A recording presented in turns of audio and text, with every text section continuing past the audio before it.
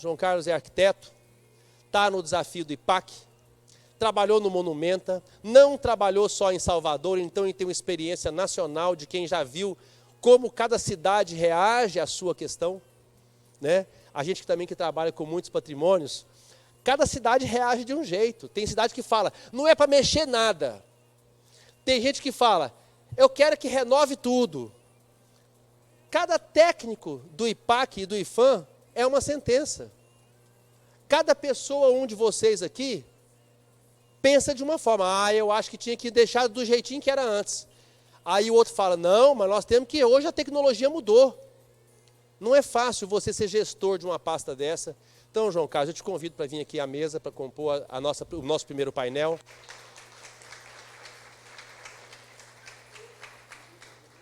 Obrigado por ter aceitado o nosso convite, por estar aqui com a gente. E aí, João Carlos, para deixar o papo de vocês mais legal, eu chamei o Volney. Vem cá, Volney. Eu diria que nós temos aqui duas das maiores autoridades em restauro de patrimônio. Um que atua dentro do setor público, um que atua dentro do setor privado, né? E com isso eu acho que a gente consegue aqui apresentar. O nosso método é um método bem rápido, simples. O João Carlos eu enrolei um pouco mais, gente, para mais pessoas poderem chegar na plateia, tá? Mas foi importante porque eu acho que deu para contextualizar todo mundo da ideia que a gente está trabalhando. O João Carlos vai falar em 15 minutos, rapidinho, a sua apresentação, e depois a gente vai abrir para o Volney iniciar com as perguntas, mas eu quero que todos vocês se sintam à vontade de fazer as perguntas que vocês tiverem interesse. João Carlos, vou te passar aqui já o microfone. Vou te passar esse meu aqui, que você já pode seguir. Só ligar o cronômetro aqui para não errar os 15 minutos. Tem uma apresentação que eu trouxe e eu vou fazer ela rápido. Pode ficar aí, não vai atrapalhar, não? Se puder apagar um pouquinho a luz, atrapalha a transmissão, será?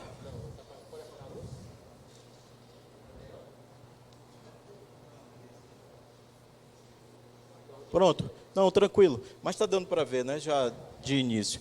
Então, uma discussão que a gente faz hoje é de uma sociedade que ela é uma sociedade cada vez mais apegada à informação e, ao mesmo tempo, essa informação tem nos retirado a importância do significado das coisas.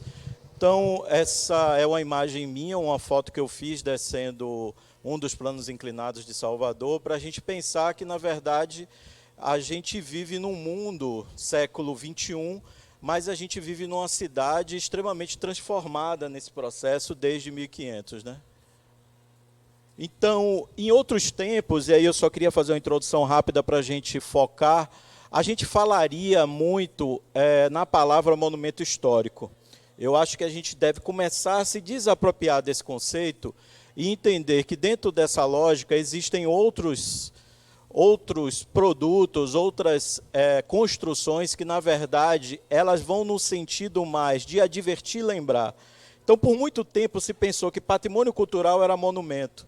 Só que monumento, necessariamente, ele é um universal cultural, sobre diversas formas. Ele é pensado, inicialmente, para advertir e lembrar sobre algo. Então, a gente cria aquele objeto, aquele elemento, aquele monumento para chamar a atenção e advertir para gerações futuras sobre aquele momento, sobre aquela atividade histórica, sobre aquele espaço. Aqui, Stonehenge, na Inglaterra. Aqui, o monumento em Roterdã, sobre os horrores da guerra, da Segunda Guerra Mundial.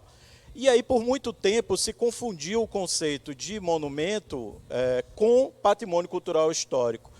Só que o patrimônio cultural histórico ele não é pensado a priori para ser monumento. Quando se pensou essa casa, esse prédio, se pensou numa arquitetura de qualidade, numa cidade importante no final do século XIX, numa arquitetura eclética importante naquele momento de transição entre o colonial e o que seria esse Brasil moderno, mas você não pensa isso de forma premeditada. O monumento, na verdade, ele é premeditado. Então, a gente não pode chamar o patrimônio cultural de monumento. Isso, para a gente, é muito importante, porque a gente descarrega um pouco de uma energia do intocável, do inabalável, de nada que pode se apropriar e de que nada pode ser transformado. Então, isso é muito importante para a gente, essa mudança conceitual, e entender que monumento é uma coisa e patrimônio cultural é outra. Dentro dessa lógica, avançar rapidamente, existe um equívoco e a gente pensar em cidade histórica. Histórica é toda a cidade. São Paulo, aqui é um exemplo, uma vista panorâmica a partir do edifício Altino Arantes. A gente pode discutir se é uma cidade moderna, contemporânea, com sua arquitetura, sua singularidade, se ela preservou seu patrimônio histórico, mas a cidade de São Paulo e qualquer outra cidade no mundo é uma cidade histórica. Então, a partir daí também a gente começa a ter uma discussão que é importante para a gente entender que toda a cidade é histórica e, por isso, o Centro Histórico de Salvador é uma parte que contam a história dessa cidade, dessa Soterópolis. E aí uma discussão que é mais importante é a mudança de conceito. Que cidade é que a gente trabalha hoje? É uma cidade estática no tempo, parada? Não. É uma cidade moderna, com todas as dificuldades, com todas as belezas, com todos os confortos e com todas as adversidades de você viver numa cidade brasileira com a dificuldade de se pensar seu urbanismo. Então, não dá para se pensar esse sítio histórico só sobre a ótica temporal, ou seja, ele estático no tempo. Isso é outro equívoco que a gente tem que pensar. Por isso, a gente tem que pensar a proteção das cidades no século XXI, com suas dinâmicas e pressões. Está lá o skyline da ponte Salvador-Itaparica, que é uma discussão para a cidade de Salvador, para uma Interlândia importante do seu recôncavo. É um equipamento que vai diretamente atingir economicamente esse sítio histórico, todas as atividades que estão no seu entorno. Aqui é a capela de Padre Faria, em Ouro Preto, ela lá no início do século XIX, com seu entorno bem preservado. A gente está falando de um patrimônio cultural nacional, tombado individualmente, dentro de um sítio histórico tombado pelo IPHAN, e aqui a mesma capela, no início do século XXI, já com eu trabalhando em Ouro Preto, eu fiz questão de tirar essa foto na tentativa de ter a mesma imagem.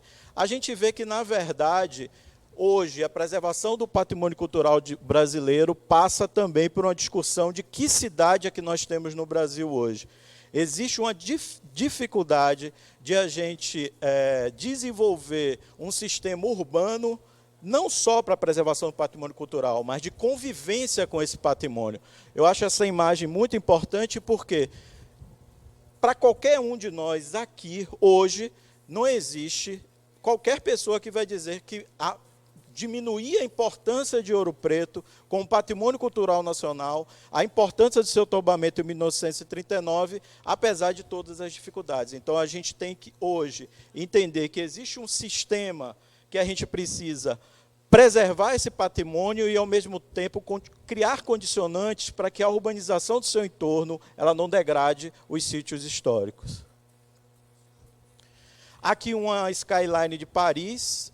Eu gosto dessa imagem porque a gente tem uma percepção de essa cidade, toda ela que é histórica, como que alguns trechos, principalmente dos seus sítios tombados, eles deveriam ser estáticos. Aqui a gente vê um exemplo de diversos elementos de arquitetura de diversas épocas, ou seja, é você pensar que aquela geração de arquitetos tem a capacidade de produzir arquitetura no sítio, respeitando, é claro, gabarito, arruamento, volume, fachada, uso de materiais. Então, aí são conceitos que a gente tem que adquirir no projeto de inserção nos centros, né, nos perímetros tombados, mas que a gente entender que essa cidade também ela tem que se apropriar de condicionantes contemporâneos. Então, ao longo dos tempos, os estilos também coexistiram, justapostos, articulados, numa mesma cidade ou no mesmo edifício. A sedução de uma cidade como Paris deriva da sua diversidade estilística e de sua arquitetura e de seus espaços. Então, a gente fala exatamente de preservar numa condicionante, pensando também em se apropriar de diversidade. Aqui, uma visão muito equivocada de como se pensam os sítios tombados de uma forma geral, como um grande cartão postal completamente desarticulado da cidade, como se esse sítio tombado, desarticulado da cidade, ele pudesse ser um espaço sem nenhum problema, um espaço perfeito, com todas as qualidades, quando, na verdade, o sítio tombado ele deve passar pela análise do estado atual de conservação das cidades, propondo aspectos que deveriam ser respeitados para a melhoria da estrutura urbana, ou seja, não existe sítio tombado sem sua relação com a cidade. Esse é um problema grave dos projetos que ocorreram durante décadas, de se pensar isso aqui como um cartão postal isolado, sem pensar o seu urbanismo e sua relação com a cidade.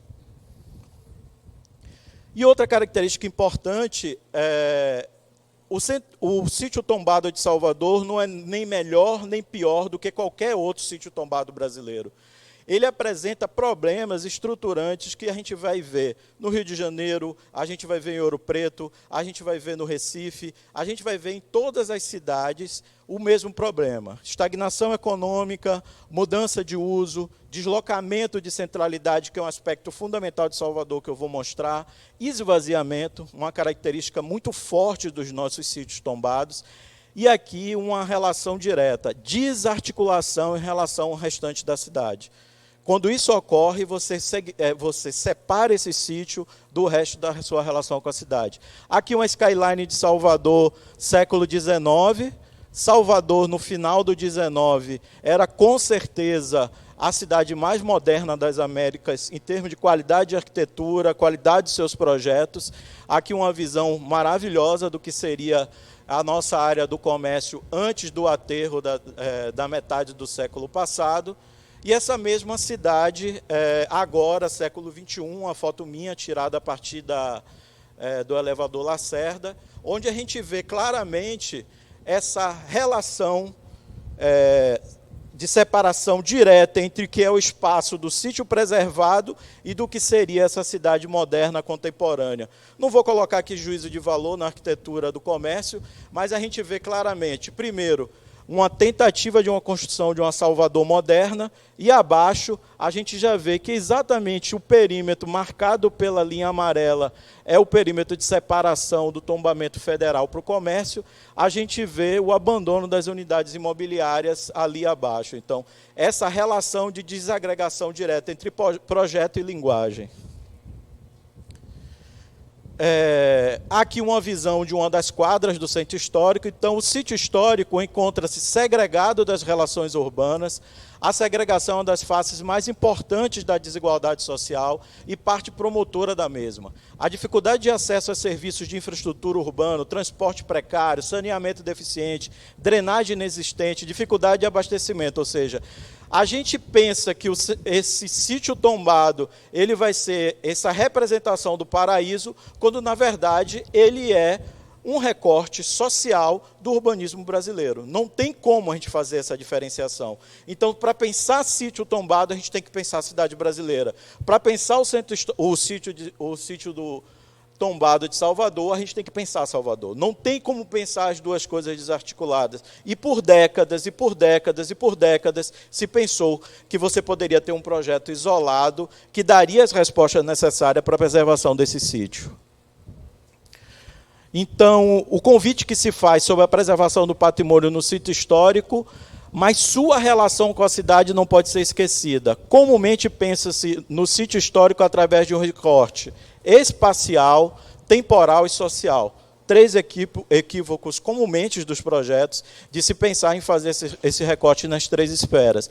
Gosto muito dessa imagem, porque ela mostra essa relação do skyline preservado, de uma cidade preservada, do seu sítio preservado, mas a gente já vê as relações de uma cidade contemporânea vindo a partir da Rua Chile, da mesma forma dessa cidade contemporânea, século XXI, a partir do comércio. A mesma imagem. Então, a rapidez do processo de urbanização no Brasil trouxe para as cidades inúmeras aspirações sociais e, acima de tudo, inúmeras carências, que, na prática, têm caracterizado a constante e crescente urbanização da pobreza. em que persiste a carência de infraestrutura básica para quem se submete a essa aventura.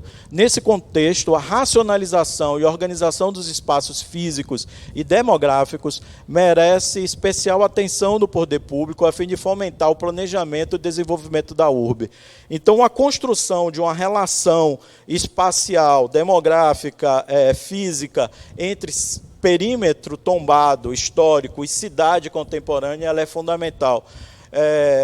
Às vezes a gente observa diversas iniciativas na última década na tentativa de reocupar o espaço do comércio e a gente vê a dificuldade que isso ocorra, né? Mais da mesma relação entre perímetro tombado e cidade. Aqui, para a gente entender um pouco que cidade, que perímetro é esse, Rafael com certeza vai dar uma aula nisso, então eu vou passar bem rapidinho, para não falar bobagem. Então a gente está ali em vermelho, o que é a primeira ocupação de Salvador realmente fortificada. Nesse primeiro momento, esse centro preservado está ali na imagem.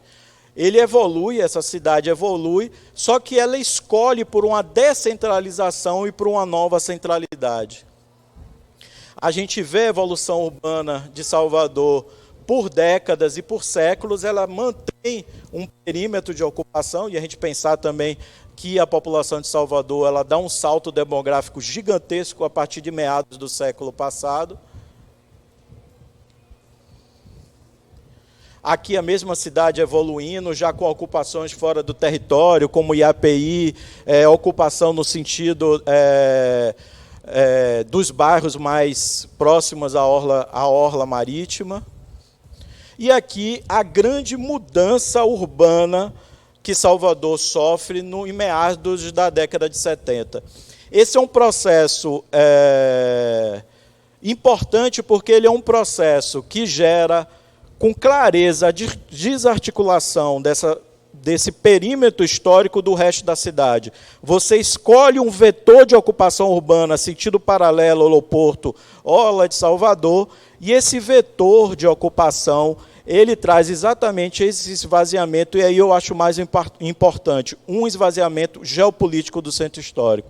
Aqui é uma imagem de 1970, eu não preciso dizer para vocês que nesse entorno hoje é impossível construir qualquer coisa. Aqui é exatamente na década de 70, ou seja, você implanta esses vetores de ocupação numa cidade esvaziada. A mesma imagem do Iguatemi, na visão oposta. Aqui a gente vê o entorno hoje, tanto os três lados das faixas viárias são completamente ocupados, né? Passou rápido aqui, para vocês terem ideia, as grandes vias de acesso pensadas num planejamento urbano para a cidade, foi pensado esse mapeamento das grandes avenidas de Vale.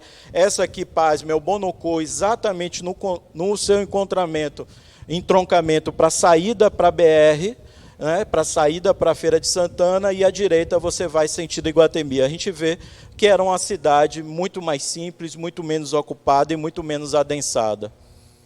Aqui a área da Pituba, também no seu processo de ocupação, a gente vê que ainda com diversos espaços a serem ocupados, com um gabarito ainda muito inferior ao gabarito que a gente encontra hoje no bairro.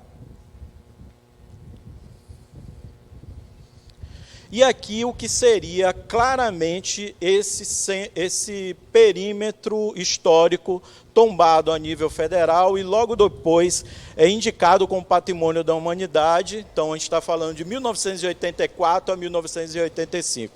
É com certeza um dos maiores sítios tombados das Américas. É com certeza do Brasil o que tem maior relevância em termos de diversidade arquitetônica. A gente às vezes anda pelo centro histórico pelo perímetro tombado de Salvador e tem essa percepção de unidade, porque cada época respeitou a arquitetura anterior, mas existem ali diversas intervenções, diversas fases, diversos séculos da história urbana da cidade. E aqui uma coisa que foi chamada a atenção na introdução do colega, Se teve uma área da cidade de Salvador que teve planos e projetos e investimentos, foi exatamente esse sítio. Ou seja, a gente vai ver que desde 1971 até a presente década, é uma área que sofreu diversos projetos de intervenção.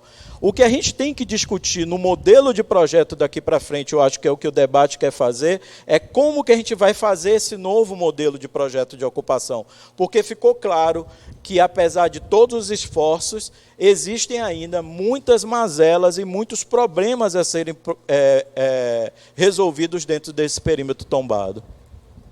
Aqui a grande intervenção da metade da década de 90, o Solar Ferrão, antes dessa intervenção. Então, a antiga cidade conhecida como Pelourinho foi cenário de um dos mais ambiciosos programas de renovação urbana no Brasil, no início da década de 90 e 2000. Já era uma atração turística de sucesso. O novo Pelourinho foi exaustivamente anunciado como lugar para experimentar a cultura baiana, através da animada atmosfera do lugar, transformando o sítio histórico em espetáculo para o consumo de massa, ameaçando, consequentemente, a sustentabilidade da área. Esse é o equívoco de se pensar o projeto num único viés de ocupação, num único modelo de ocupação e, o pior, num único modelo de gestão. Então, é uma discussão que a gente já faz com muita clareza de que a gente pensar esse espaço também como um espaço de diversidade dessa sustentabilidade. Não estou colocando em xeque a intervenção, ela foi fundamental para que a gente tivesse esse sítio preservado hoje para todos nós, ele é fundamental. O que a gente discute hoje é seu modelo de gestão.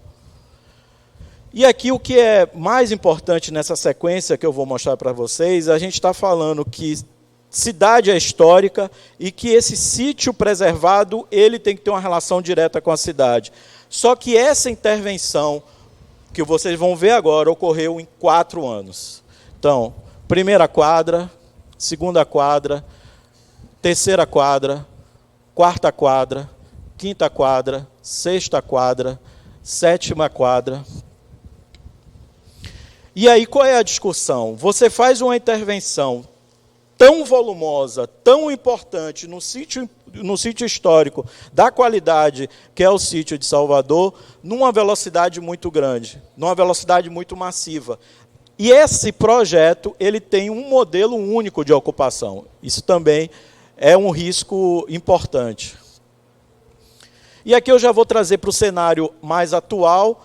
A gente não tem como se deslocar, eu acho que é uma vontade da sociedade de a gente tentar virar a página das coisas, mas a gente não tem, nós que trabalhamos com cultura e na preservação do patrimônio cultural brasileiro e baiano, a gente não pode discutir a transformação do cenário da Covid para a cultura e para os seus agentes. Se teve um ambiente da economia mundial e principalmente da economia brasileira que foi impactado no processo da Covid, foi o segmento da cultura. Então, existe uma transformação no modo de fazer, nas relações. Para os senhores e senhoras terem ideia, nós estamos há 4 anos sem festa de Santa Bárbara. Nós vamos voltar a ter festa de Santa Bárbara, que abre o calendário das festas populares de Salvador esse ano.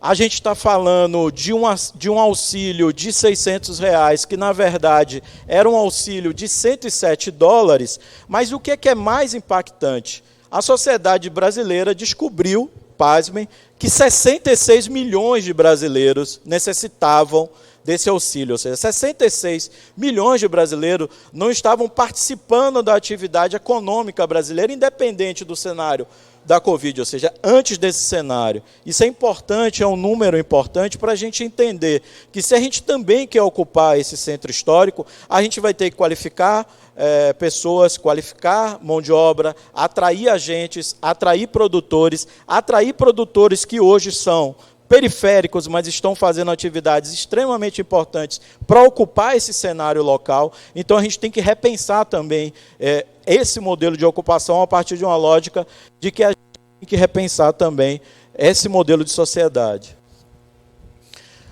Dentro desse cenário, até 2017, a economia da cultura era importante motor propulsor da economia brasileira.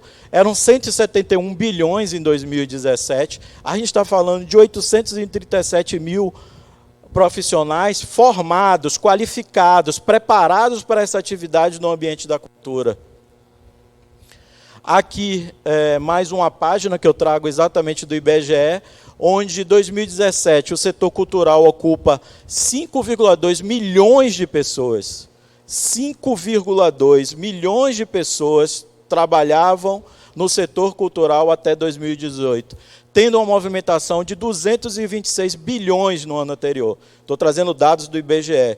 Então, é importante a gente entender também que recheio é esse que a gente fala tanto de preservação de sítios culturais e sítios tombados. Esse recheio é cultura.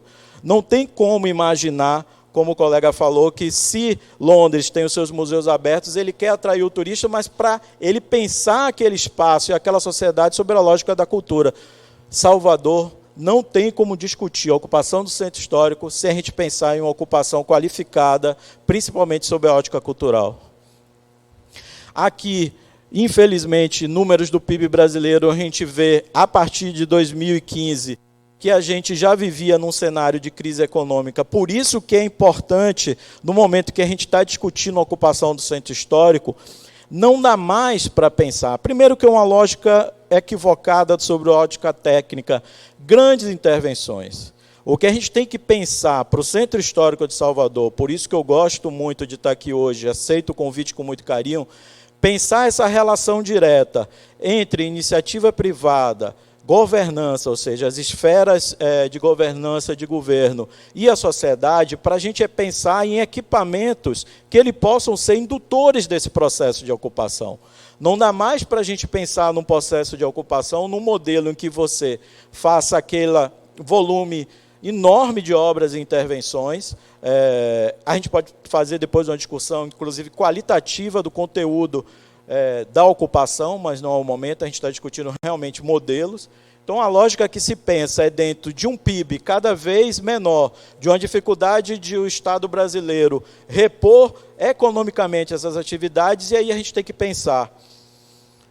A gente tem essa sociedade que precisa ser repensada sob diversas óticas. Então, a relação direta com o mercado, com a iniciativa privada, é fundamental para qualificar essas ocupações. Aqui, uma característica importante, que é a nossa preocupação, já dentro do nosso dia a dia, né, que o colega falou o quanto quem trabalha com patrimônio, quem trabalha com a cultura, na verdade, é um dendê que entra no sangue e não sai mais. A gente vai ver os impactos, na verdade, de se pensar produção cultural no Brasil, e a gente vai vendo que o Estado brasileiro, de uma forma geral, a gente está aqui com números que falam de federal, estadual e municipal, ele começa a diminuir a esfera de atuação nos segmentos. Dentro dessa lógica de ocupação de um centro histórico pulsante, de um centro histórico que tenha viabilidade, uma questão fundamental para o sítio tombado de Salvador é a gente pensar a mobilidade urbana. Um projeto importante, eu já mostrei para vocês o Skyline da Fonte Salvador Itaparica, está em processo agora a análise dos impactos ambientais e dos impactos socioculturais do empreendimento, mas é importante a gente olhar também para os modais de mobilidade urbana, e a gente vê ali ao lado do antigo Instituto do Cacau o projeto da implantação da estação do VLT, que vai ligar o modal do metrô ao subúrbio ferroviário de Salvador. Isso é fundamental numa lógica que eu trouxe logo no início da apresentação, que é uma relação de sítio tombado com cidade. A gente tem uma das paisagens culturais mais importantes da cidade de Salvador, que por décadas ficou segregada dessa articulação com os diversos ambientes. A presença do VLT, articulado com o modal do metrô, articulado com outros modais do sistema, vai permitir, por exemplo, que dessa estação aqui, a pessoa vai visitar o Museu Vanderlei de Pinho e Caboto. Então, isso é transformador num cenário de ocupação e de relação de cidade, fundamental para a gente pensar isso. E aqui o último slide, já para a gente fechar essa discussão. Aqui a gente está no final da Ladeira da Soledade, é o percurso do 2 de julho, com certeza o evento cívico mais importante dos baianos, e a gente está trazendo uma extração do VLT para dentro dessas 3 ruínas, num retrofit, onde o objetivo é você revitalizar as 3 ruínas, transformar as 3 ruínas na própria estação do VLT e você inserir um dos perímetros, um dos trechos de perímetro do sítio Tombado de Salvador, que tem hoje menos acessibilidade, num modal que vai te ligar ao sistema do metrô e ao demais sistema dos modais de Salvador. Para fechar, dizer, cidade é rua. Cidade é essa relação que a gente tem, que eu acho que o condomínio, as grandes quadras, os grandes projetos urbanos, elas não fazem a gente perder esse sentimento. E se dentro da cidade histórica o sítio tombado tem uma relação, é a relação com a rua. Essa relação do humano com a porta, com a janela, com a relação com o vizinho, essa relação eu acho que o Santo Antônio está hoje para nos dar um exemplo. Se existe um trecho do sítio tombado que não sofreu aquela grande intervenção da década de 90 e hoje nos dá um cenário de vivacidade importante exatamente pela diversidade de ocupação. Lá você tem padaria, lá você tem açougue, lá você tem gente, lá você tem pousada, lá você tem turista, mas lá você tem vida, é cidade. E o sítio tombado, o sítio preservado, a sua principal característica seria repassar essa linguagem, que eu acho que é o maior desafio para os modelos de ocupação do centro histórico, é exatamente a gente pensar o centro, o perímetro tombado de Salvador como rua, como lugar. Espero ter poder contribuído. Obrigado.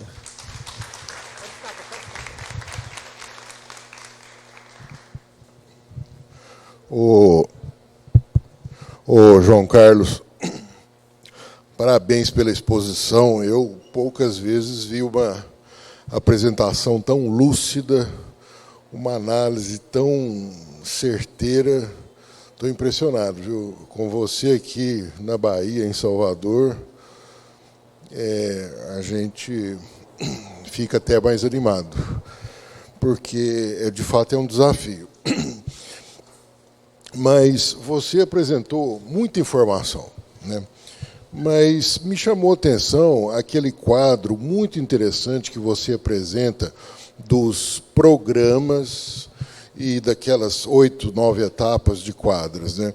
E aí eu fiquei pensando o seguinte, né? Esses programas, todos eles se concentraram ali na área do Pelourinho, né?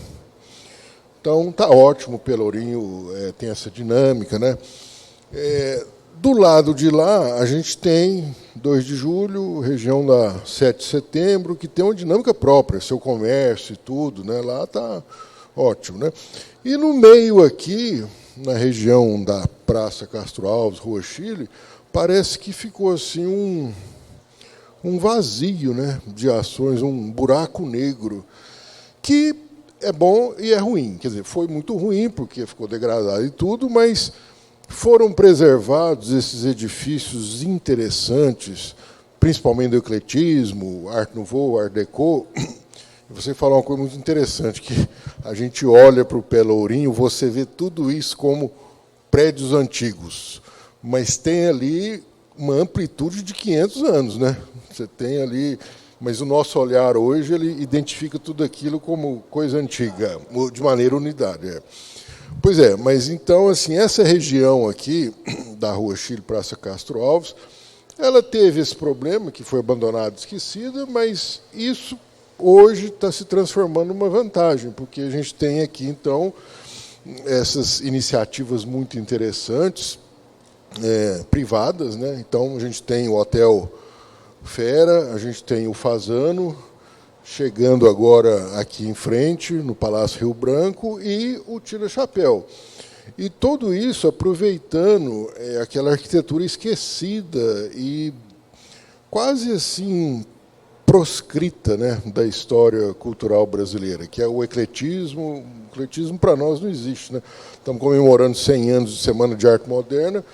Lá em 1922 decretaram: o ecletismo é ruim, não queremos. E hoje Salvador tem esse grande patrimônio eclético. Então, assim, nós estamos vendo aqui a possibilidade de fazer essa articulação entre Pelourinho e Santo Antônio. Imagina esse eixo assim que vem. Você mostrou aquele mapa da ocupação, uma cidade quase linear mesmo, né? E emendando com a Rua 7. E como é que vocês, no IPAC, nos órgãos de preservação, veem assim essa manifestação que eu diria que é quase espontânea, né? Que nasceu na iniciativa privada? Naquele mapa lá, porque eram 15 minutos, eu acho que eu extrapolei bastante, vocês até me perdoam. Mas valeu a pena. Mas eu fui cortando, assim, tem uma etapa do mapa que eu acho que é uma discussão que a gente pode avançar, eu acho que na hora que o nosso colega também for falar. Uma etapa fundamental do projeto da década de 90, que não ocorreu, foi a 7ª etapa, que era exatamente a etapa residencial. A 7ª etapa era exatamente para ocupar esse trecho que você está chamando de miolo, né, entre Praça da Sé e aqui, ele seria ocupado por habitação. Seria um modelo interessante, só que esse projeto nunca saiu da realidade das plantas, ele nunca virou uma realidade. Então, eu acho que uma característica que a gente tem que voltar é trazer habitação, e esse espaço da 7ª etapa, ele permite isso, ou seja, como você está falando, tem um espaço ali que permite um modelo de ocupação.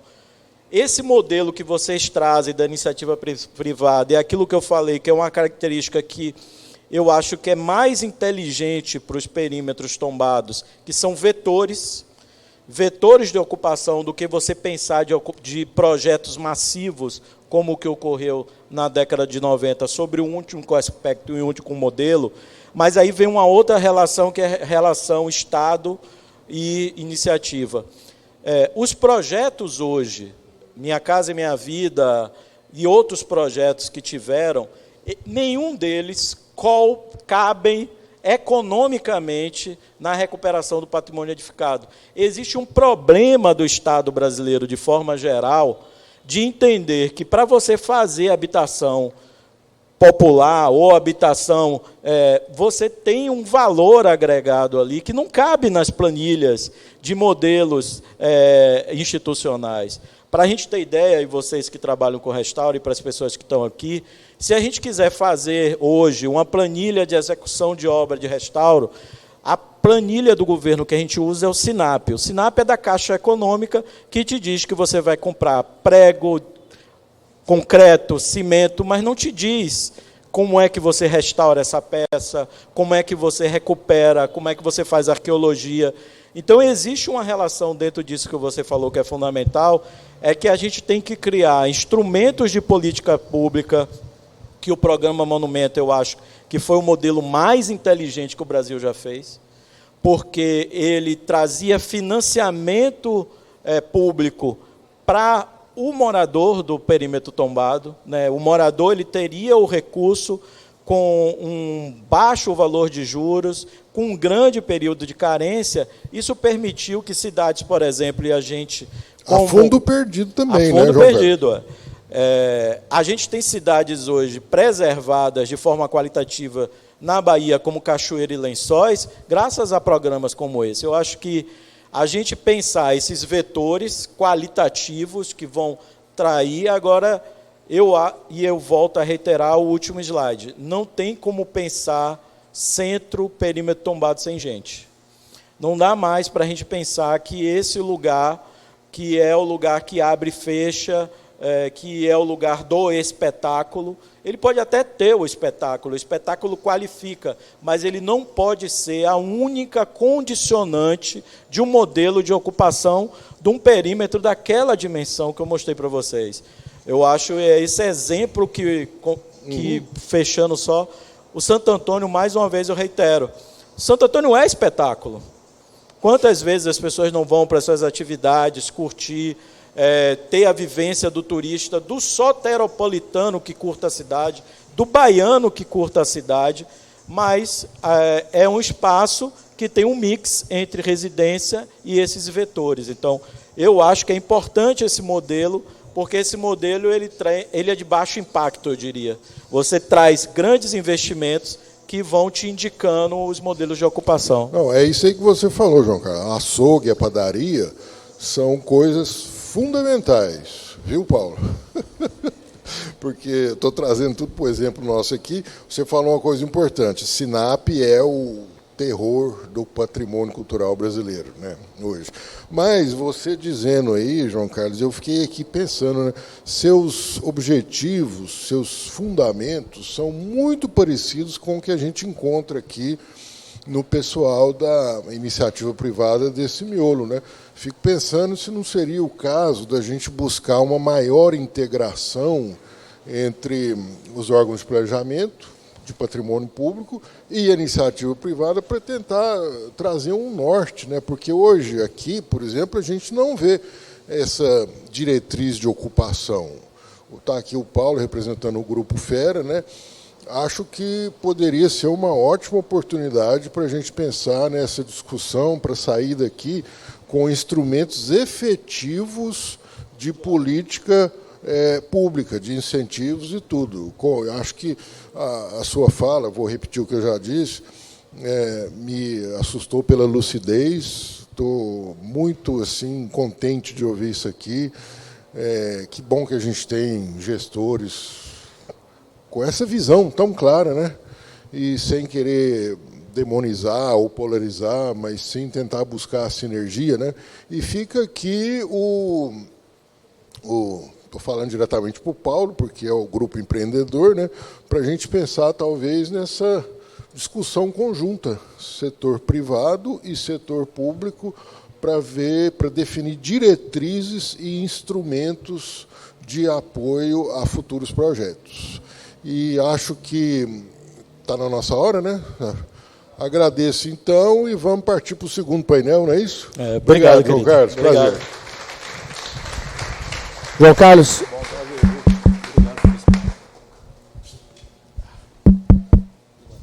João Carlos de Oliveira, obrigado, Rony Unes.